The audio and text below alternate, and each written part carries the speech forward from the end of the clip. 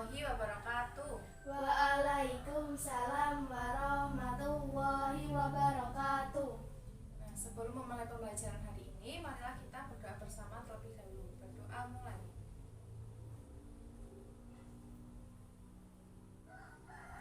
Doa selesai.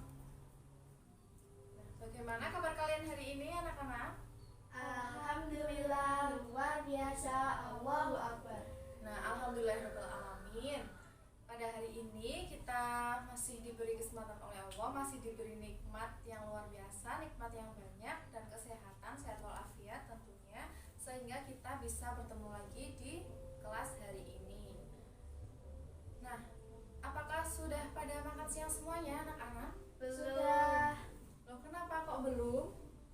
Warungnya pada tutup, Bu. PPKM. Oh, PPKM. Berarti kalau aku besok lagi bawa bekal dari rumah ya, anak-anak. Iya, Bu. Agar apa? Agar tidak lapar saat belajar dan bisa fokus saat belajar. Oh iya, Ibu sudah mengabsen kalian belum? Belum. Baiklah, Ibu absen dulu ya. Iya. Alia Naura, Hadirah. Najwa Silaturahmah. Hadirah. Ada yang tidak hadir hari ini? Tidak ada. Alhamdulillahirrahmanirrahim. Nah, anak-anakku sekalian, di pertemuan kita hari ini kita masih membahas melanjutkan materi di minggu kemarin, yaitu bab 10 tentang keteguhan iman sahabat Abu Bakar As-Siddiq radhiyallahu anhu. Nah, di pertemuan minggu kemarin kita membahas apa saja sih, anak-anak? Biografi Abu Bakar As-Siddiq. Yang kedua, Keteguhan iman sahabat Abu Bakar As-Siddiq. dan yang ketiga, Sifat-sifat utama dan keteladanan sahabat Abu Bakar As-Siddiq. nah, Ibu minta kalian coba sebutkan dan jelaskan salah satu sifat utama dan keteladanan sahabat Abu Bakar As-Siddiq. Siapa yang bisa akan Ibu beri poin tambahan. Saya Ya, silakan Mbak Alia Naura. adil, menyelesaikan segala permasalahan dengan adil. Siapa yang menyelesaikan permasalahan dengan adil? Abu Bakar. Ya, baik. Beri tepuk tangan untuk Mbak Naura. Nah, selanjutnya Ibu akan menyampaikan tujuan pembelajaran kita hari ini, yaitu nantinya kalian peserta didik dapat menjelaskan keistimewaan Abu Bakar As-Siddiq dalam Al-Quran dan Hadis. Yang kedua, peserta didik dapat mengklasifikasikan hikmah keteladanan yang bisa diambil dari kisah Abu Bakar As-Siddiq. Dan yang ketiga, peserta didik mampu menceritakan kisah keteladanan sahabat Abu Bakar As-Siddiq. Nah, dan kegiatan pembelajaran yang akan Ibu rancang hari ini kan di pertemuan ini ada 2 jam pelajaran. Nah, 1 jam pelajaran akan Ibu pakai untuk menjelaskan materi, dan 1 jam pertemuan terakhir ini akan Ibu bagi menjadi 2,5 jam untuk kalian menulis cerita tentang keteladanan Abu Bakar, dan yang 1/2 jam lagi akan Ibu gunakan untuk kalian mempresentasikan hasil cerita tersebut ya, anak-anak. Siap? Siap. Siap untuk mengikuti pembelajaran hari ini? Insya Allah. Nah, langsung saja. Oh iya, di pertemuan kemarin Ibu sudah mengingatkan kalian ya untuk apa? Untuk berwudu dan membawa Al-Quran. Sudah dipersiapkan semuanya? Sudah. Sudah, oke, baiklah. Langsung saja kita masuk ke materi pertama, yaitu tentang keistimewaan sahabat Abu Bakar As-Siddiq radhiyallahu anhu dalam Al-Quran dan Hadis. Nah, keistimewaan tersebut yang pertama dalam Al-Quran terdapat di dalam surat Al-Lail ayat 5-12. Coba dibacakan ayatnya, Mbak Najwa. A'udzu billahi minasyaitonir rajim. Bismillahirrahmanirrahim.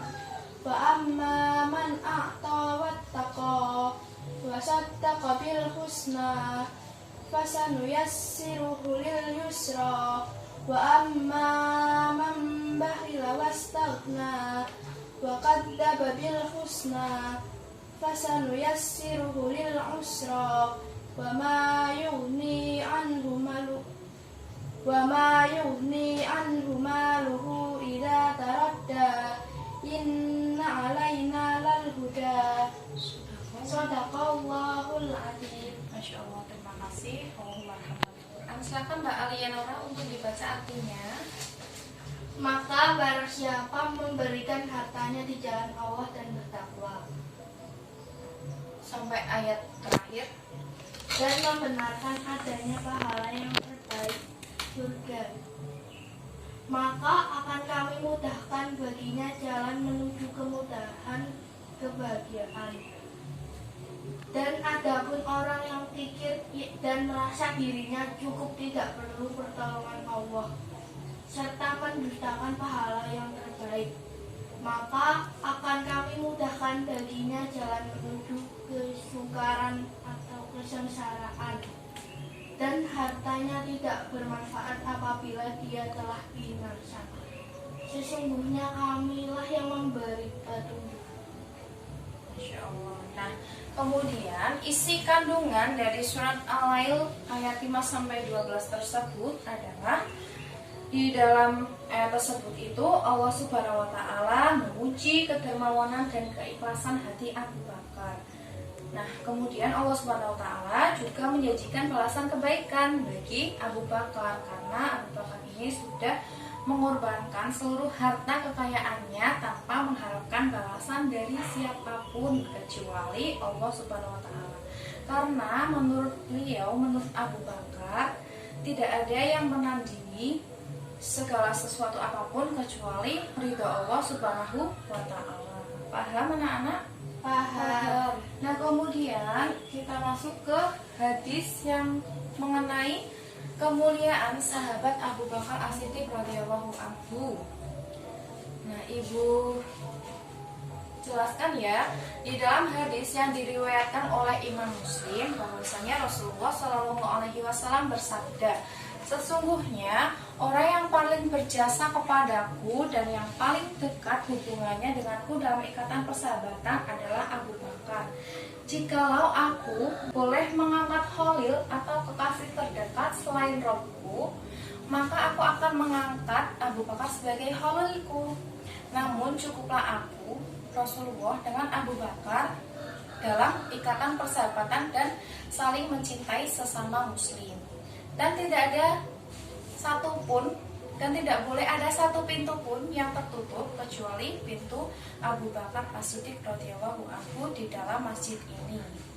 Hadis ini sahih, hadis yang diriwayatkan oleh Imam Muslim. Nah, kemudian kita masuk ke materi selanjutnya, yaitu hikmah yang bisa diambil dari kisah keteladanan Abu Bakar As-Siddiq. Dibuka bukunya sambil disimak ya anak-anak. Nah, hikmahnya, apakah sekalian sudah bisa memetik hikmahnya? Sudah ada pandangan belum bahwasannya hikmah dari kisah keteladanan sahabat Abu Bakar As-Siddiq itu apa, bagaimana?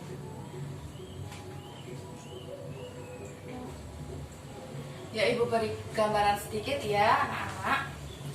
Bahwasanya Rasulullah Shallallahu alaihi wasallam itu secara spesifik menyebutkan bahwasanya Abu Bakar adalah orang pertama yang masuk surga, karena beliau itu memiliki teladan. Abu Bakar itu memiliki keteladanan berupa keimanan yang teguh, kokoh, dan berpendirian kuat. Nah, sahabat Abu Bakar ini adalah orang yang pertama kali masuk ke dalam Islam tatkala beliau selepas berdagang dari pasar pulang ke rumah. Nah, kemudian ada para sahabatnya berbondong-bondong menemui Abu Bakar.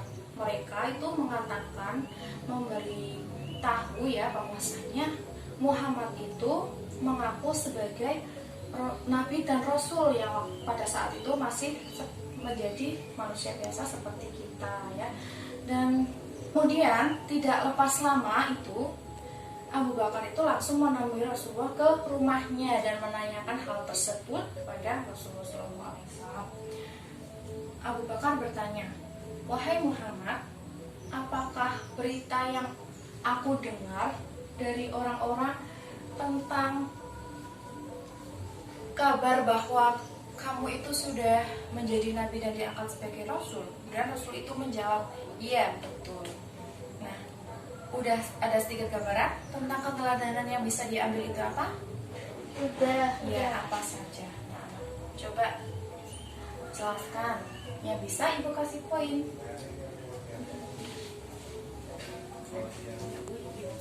Abu Bakar tidak pernah Oh, meragukan. Mbak Alia Naura ya, silakan. Abu Bakar tidak pernah meragukan ajaran Rasulullah SAW. Oh iya, benar. Kemudian Mbak Wawa tahu? Tahu, Iya apa, Nak? Abu Bakar menjadi petunjuk jalan kebaikan. Oh iya. Nah, 1 jam pelajaran sudah habis ya anak-anak. Seperti yang Ibu sudah sampaikan tadi, 1 jam terakhir ini akan Ibu gunakan waktunya setengah jam untuk kalian menceritakan kisah keteladanan Abu Bakar ya dengan bahasa kalian sendiri. Kemudian setengah jam lagi akan Ibu pakai untuk kalian mempresentasikan hasil cerita kalian. Ya silahkan dibuat dulu ceritanya anak-anak.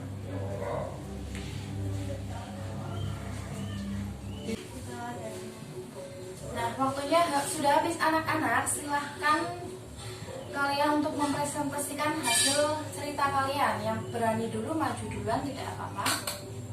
Saya, Bu. Oh iya, silahkan Mbak Najla. Langsung dapat poin.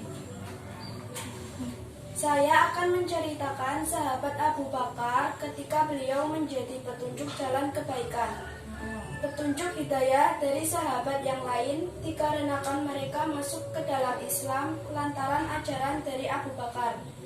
Rasulullah Shallallahu Alaihi Wasallam menyatakan, satu orang yang tertunjuk dalam jalan kebaikan, maka pahalanya lebih baik dari seluruh dunia dan seisinya. Ya sudah. Sudah. Beri tepuk tangan. Kemudian silakan Mbak Alia Naura.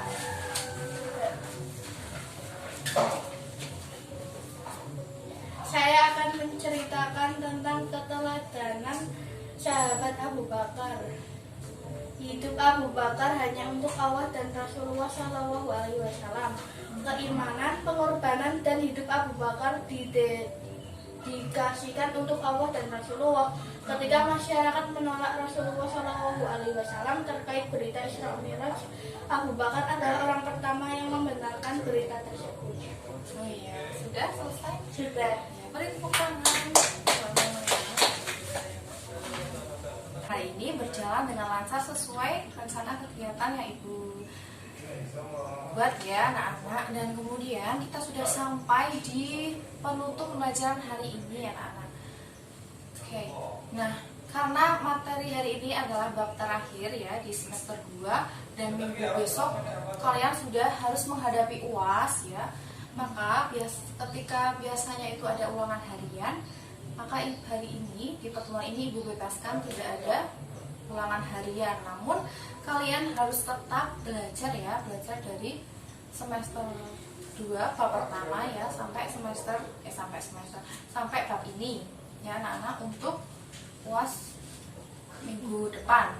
Dan jangan lupa dipersiapkan juga kesehatannya, dijaga ya agar bisa mengikuti UAS dengan baik dan jangan lupa berdoa. Nah anak-anak, kemudian kesimpulan diambil di pertemuan hari ini adalah Ibu akan menjelaskan sedikit saja ya, yaitu Ibu akan mengutip sebuah hadis yang diriwayatkan oleh Al-Baihaqi ya, bahwasanya jikalau ditimbang keimanan Abu Bakar dengan keimanan seluruh umat, maka akan lebih berat timbangan Abu Bakar As-Siddiq radhiyallahu anhu keimanannya. Masya Allah. Nah, kalian jangan lupa tetap semangat belajar, jaga iman dan imun ya, dan kalian untuk mengucapkan UAS minggu depan ya anak-anak. Baiklah, kita tutup pertemuan hari ini dengan membaca surat Al-Asr. Bismillahirrahmanirrahim. Al-asri innal insana lafi khusrin illa alladziina aamanu wa amilus solihati wa tawassaw bil haqqi wa tawassaw bis sabri. Sekian dari Ibu, kurang lebihnya Ibu mohon maaf. Wassalamualaikum warahmatullahi wabarakatuh. Waalaikumsalam warahmatullahi wabarakatuh.